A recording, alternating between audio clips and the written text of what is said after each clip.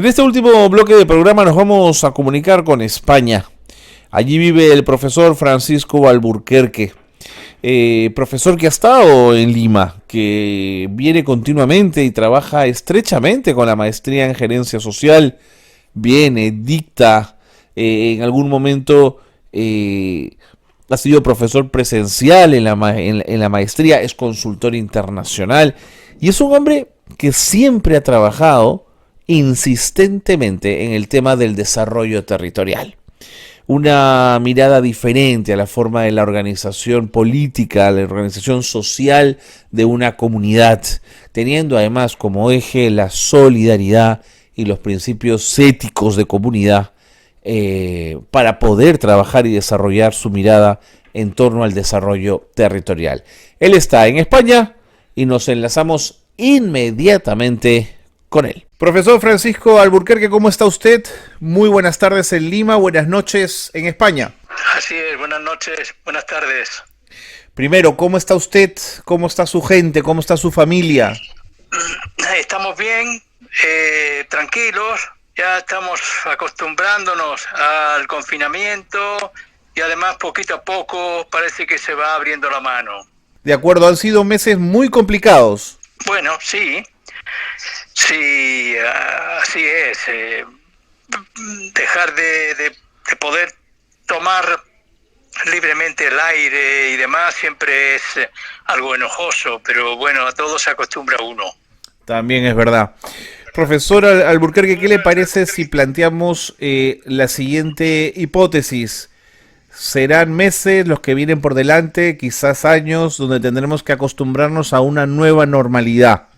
Desde esa perspectiva, el desarrollo territorial que usted plantea, ¿cómo podría ayudar a un mejor desenvolvimiento social? Bueno, yo pienso que el enfoque territorial, o sea, la proximidad a la ciudadanía es algo fundamental en el tratamiento del tema en dos sentidos. Uno, en introducir innovaciones en una práctica de relación entre actores que todavía hoy es más de mando, de gobierno, de autoridad, que de coparticipación. O sea, yo tengo la impresión, por lo visto aquí y allá, que hay cierta dificultad en los responsables de gobierno, de un lado y de otro, en pasar a abrir los espacios de la discusión y la participación entre todos, y se ha acudido más al símil de esto es una guerra y aquí tiene que mandar a alguien, ¿no? En realidad la metáfora no es muy afortunada, pero es muy funcional al mando clásico militar, ¿no? De arriba a abajo. Ese claro. Es un tema. Creo que habría que avanzar más en el tema de aprender a transitar hacia un tipo de democracia más participativa, donde se discute entre todos. Y segundo es lo que se suele oír de que hay que recuperar la normalidad, aunque, claro, como no va a ser lo mismo, se dice nueva, pero en realidad no podemos seguir haciendo cosas que se hacían en el modelo de crecimiento económico anterior, que por cierto es también generador de temas malsanos, de epidemias, de pandemias, con todo el tema de la agricultura intensiva, la ganadería intensiva, todas las actuaciones que suponen no solo un impacto medioambiental, sino un impacto de salud. Por tanto, algo hay que hacer que no sea lo mismo. Por tanto, el símil que se ha dicho, hay que recuperar el crecimiento, no me parece ni muy apropiado ni muy inteligente. Hay que introducir elementos de cambio, ¿no? Entre ellos y fundamentalmente fortalecer la capacidad que tienen las economías, empezando por las economías locales, de fortalecer el sistema sanitario, el sistema de salud, el sistema de abastecimiento de agua y de energía, es decir, todo lo que hoy algunos autores están empezando a llamar la economía fundamental. Es decir, los servicios básicos universales y las infraestructuras vinculadas a ellos. Durante estos años pasados se ha privatizado en exceso, se ha dejado a una lógica de mercado abandonando la responsabilidad pública, y ahora hay que hacer las cosas con un poco más de sentido público, de sentido colectivo, porque se ha dejado demasiado fuera del foco central a la persona, y se ha pasado a sustituirla directamente por eso que llamamos el beneficio privado, la competitividad, y eso ha inundado todo un discurso, ha inundado un imaginario colectivo que acabamos de ver que es evidentemente malsano. Sobre su primer planteamiento, ¿cómo esta crisis habría permeado tanto a la gente para dar el salto hacia una democracia más participativa?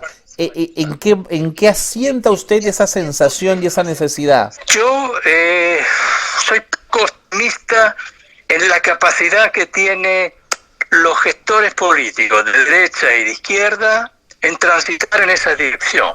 Por el contrario, yo creo que han reforzado elementos de centralismo, elementos de centralidad, como queriendo decir, y siendo además eso casi yo creo que medio aceptado por la ciudadanía, de que evidentemente tiene que haber alguien que dirija este boliche, ¿no? Esta situación de despelote.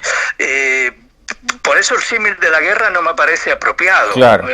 Alguien ha dicho en estos días que más bien parece un incendio con varios focos, y hay por tanto que atender al mismo, y hacen falta infraestructuras, personal protegido. Aún yo creo que en general ese tránsito hacia una democracia más participativa, yo tengo poca confianza en que se esté dando. Más bien creo que no. Se está dando, creo que más bien lo contrario. Y eso es algo en general malo, ¿no? Porque debería de darse. En realidad los problemas son muy distintos a los distintos territorios, y se necesita conocer la opinión de los alcaldes, de los intendentes municipales, de los territorios, que son tan distintos que hacen que las directrices de carácter general no sean o tengan que ser inmediatamente corregidas, específicas, adaptadas. Pero es que además estamos dejando de lado un saber, llamamos, de cada territorio, contextual, tácito, ancestral, que hace las cosas de otra manera, ¿no? Y ese conocimiento, que es también parte de un conocimiento de la práctica, que no está codificado, pero es el que se está dejando de aprovechar. Aparte de que la participación genera confianza, genera elementos de solidaridad, lo vemos constantemente, y eso no debería ser solo un episodio aislado, sino que podría ser, el embrión de un esfuerzo colectivo que nos va a ayudar también a hacer los cambios que hay que introducir en el modelo económico. De lo segundo que planteó usted, tomo lo último, la naturaleza, el medio ambiente. Ha sido impresionante los mensajes que hemos recibido de esta. Aguas más claras, animales que entran en ciudades, digamos. El mensaje parecía potente, ¿no? Sí, así es. Y sin embargo, no sé si estás de acuerdo conmigo, me da la impresión de que el tema medioambiental pasó a un segundo plano, es verdad, porque lo que había que hacer era recuperar el dinamismo económico, ¿no? Pero claro, el dinamismo económico puede ser de muchas formas, ¿no? Yo he estado leyendo últimamente una investigación de la Universidad de Manchester, de estos que he dicho antes, que hablan de la economía fundamental, y que hablan de la importancia que tiene en todos los países desde el punto de vista del empleo, que es un tema crucial hoy día, que ha caído el desempleo tanto. Así es. Los servicios básicos fundamentales y las infraestructuras que están vinculadas a ellos. Se calcula que en Alemania, en Reino Unido, en Italia, el porcentaje del empleo que absorben estas actividades fundamentales respecto al empleo total está en torno al 65-68%. O sea que hay una posibilidad de buscar un relanzamiento económico a partir de una actividad que es fortalecer esos servicios básicos, y me estoy refiriendo al abastecimiento de agua, al abastecimiento de energía, a la gestión de residuos, al saneamiento, a la transición a energías renovables, a vivienda, mantenimiento de vivienda, telecomunicaciones, televisión, radio, transporte público y movilidad, administración de justicia, sistema educativo, sistema territorial de investigación y desarrollo para la innovación, distribución de alimentos, sistema de salud, cuidado de las personas. Es decir, si sumamos todo eso y las infraestructuras que están vinculadas a ello, tenemos una palanca de dinamismo económico que no está regida por el criterio competitivo, el criterio del máximo beneficio, sino que está dirigido principalmente a sentar las bases de una economía decente. De acuerdo. Una economía que lo primero que busca es que la gente pueda vivir mejor y más sana. En esa misma línea, lo que usted ha mencionado me ha hecho pensar en una de las primeras conclusiones de esta crisis en el Perú, que ha sido más sistema de salud público, menos privado. ¿Esa discusión la han tenido ustedes en España? Claro que sí. Durante todos estos últimos años, el pensamiento que llamamos neoliberal caló tan fuerte en el Partido Conservador que se privatizó gran parte de la sanidad. Se recortó el gasto público porque había que llevar una política de austeridad para enfrentar la crisis financiera del 2008. Entonces, se recortó la investigación científica, se recortó la escuela pública.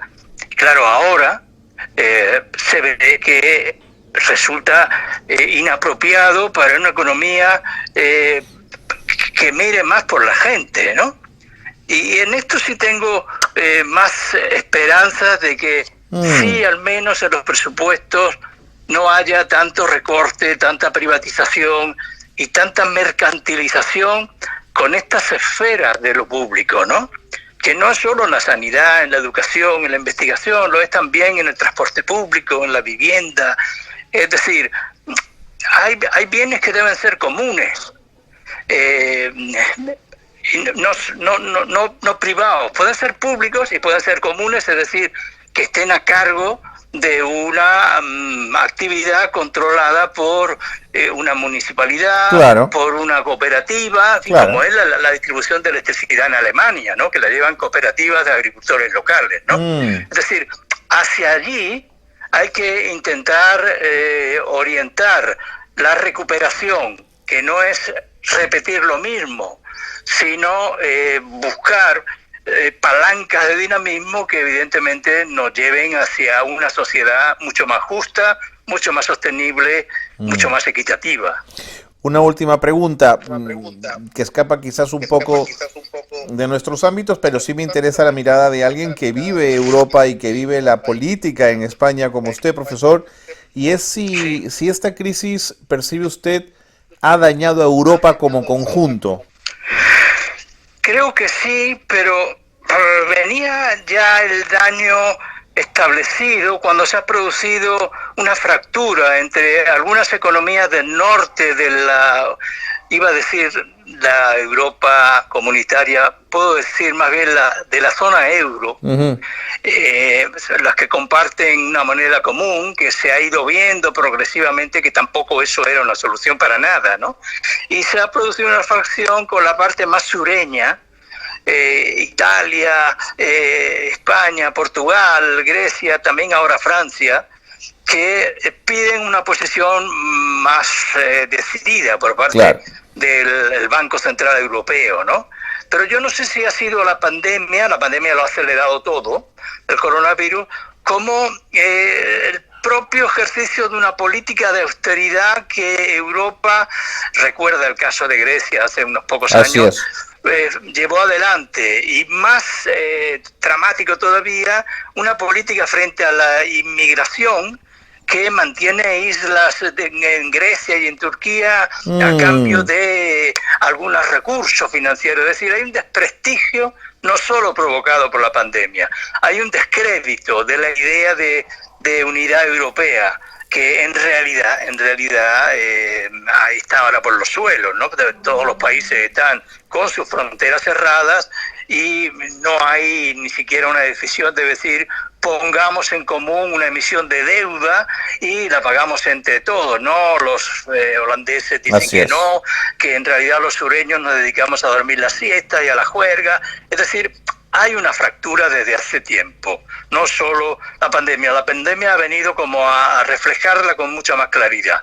Profesor Alburquerque, siempre usted tan claro, muchísimas gracias por habernos atendido, gracias por estar en Espacio de Gestión, le mandamos un abrazo. Bueno, espero que nos veamos pronto en alguna ocasión, un gran abrazo a vosotros. Gracias al profesor Alburquerque por esas palabras, por esa comunicación, que se cuide, que esté bien, que en España las cifras afortunadamente ya están bajando y parecen entrar a un nivel de control. Sin embargo, han vivido jornadas muy, pero muy duras en relación a la pandemia. Nos vamos. Gracias por habernos acompañado. Gracias por estar con nosotros aquí en Espacio de Gestión.